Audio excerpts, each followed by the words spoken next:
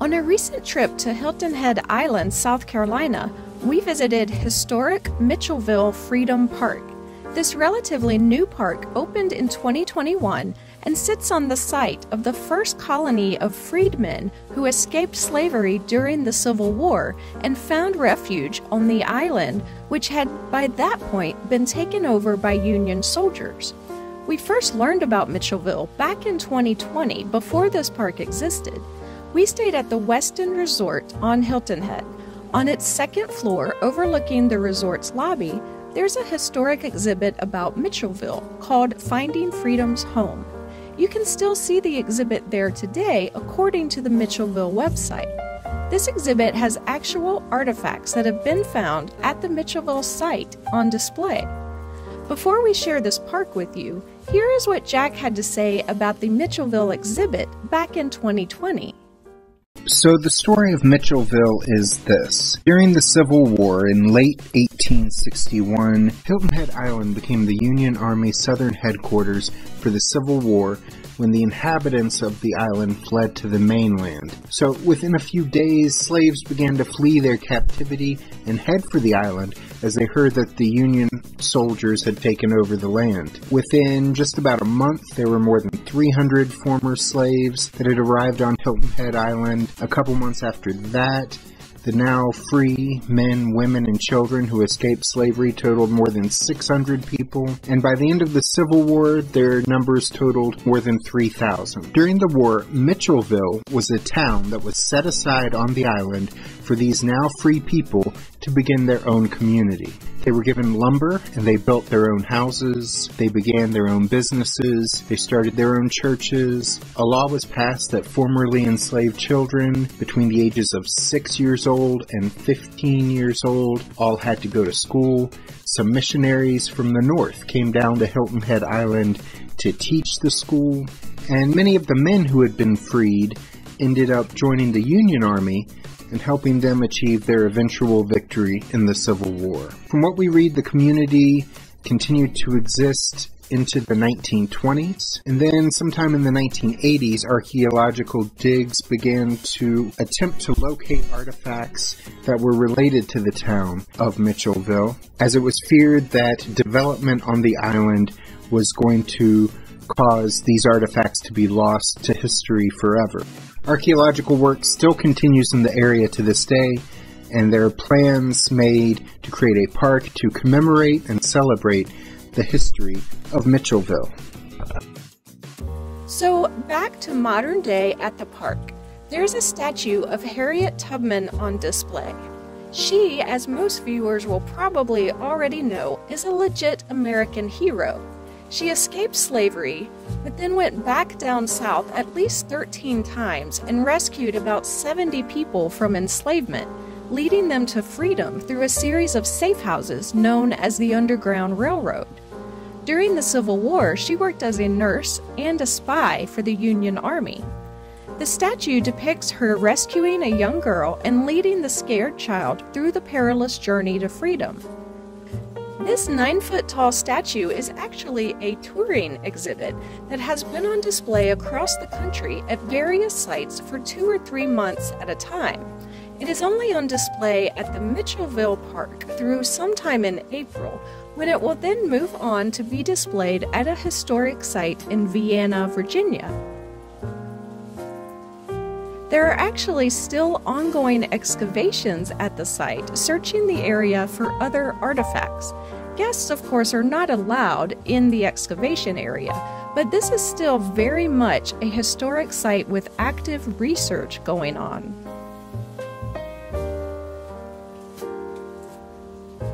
The park has a lot of signage to interpret the history of Mitchelville and the lives of its residents. One aspect of the park that I thought was cool was what they call ghosted structures. These structures are life-size metal frames which display the size of the homes and the layout of this small section of the town, according to a map of the area made in the 1860s. Each house has panels that provide information about a different aspect of life in Mitchelville, including what work they did to provide for their families, what they ate, and how the town was self-governed. Mitchellville, by the way, was named in honor of Union General Ormsby Mitchell, who set aside land right next to the Union military base for the formerly enslaved people to begin their new lives. After the Civil War ended, many of Mitchellville's thousands of residents left the island to find jobs or to search for family members they had been separated from. More left the island after an 1893 hurricane leveled many of the island's buildings. But some stayed. In fact, there are still some descendants of Mitchellville residents who live on Hilton Head Island to this day. There was also a ghosted structure of a church with a couple informational panels about the importance of the church to the Mitchellville community. A couple of churches that started in Mitchellville still exist. In fact, one of them is less than half a mile down the road. It is St. James Baptist Church, which is one of the oldest surviving institutions from historic Mitchellville. Their current building was built in 1972, but the church itself dates back to 1886. Across the street from the church is the 1937 building of the one-room schoolhouse for African American students called Cherry Hill School. This school originally started in the parsonage of St. James Baptist Church. This particular building was in use until the Supreme Court outlawed segregated schools in 1954. As you walk through the park, there are QR codes with videos of reenactments and performances that add more to the experience. There's also a tribute to an enslaved man named Robert Smalls, who led 6 other enslaved men to seize a Confederate ship docked in Charleston before dawn and sail it to the Union fleet. There's a recreation of the facade of that Confederate ship here in the park, along with a large picture of Robert Smalls. There's also a facade of a local store, like one that would have opened in Mitchellville. This facade is used to hide some stored items located behind it. There is also a plaque with a quote from famous African-American writer Toni Morrison in 1989, in which she lamented the lack of a memorial or a plaque or a wall to commemorate slavery and those who survived it and those who did not.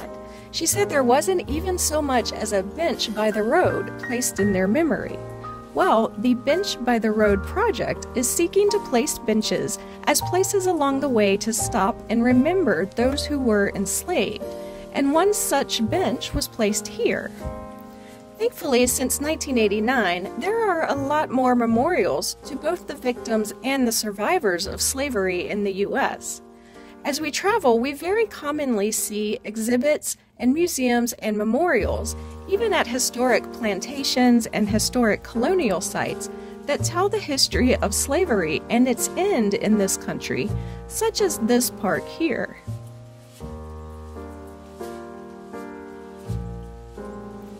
The park also has a display of the history of life on the water in this island community, including a pier with a gazebo on the end of it looking out over the marshlands of the island.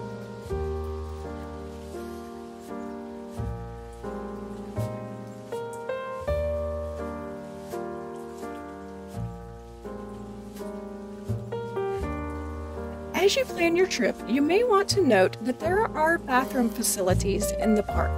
Park entrance is free, as is parking, but donations are accepted, which will help support the park's continued excavation work and the continued growth of the park.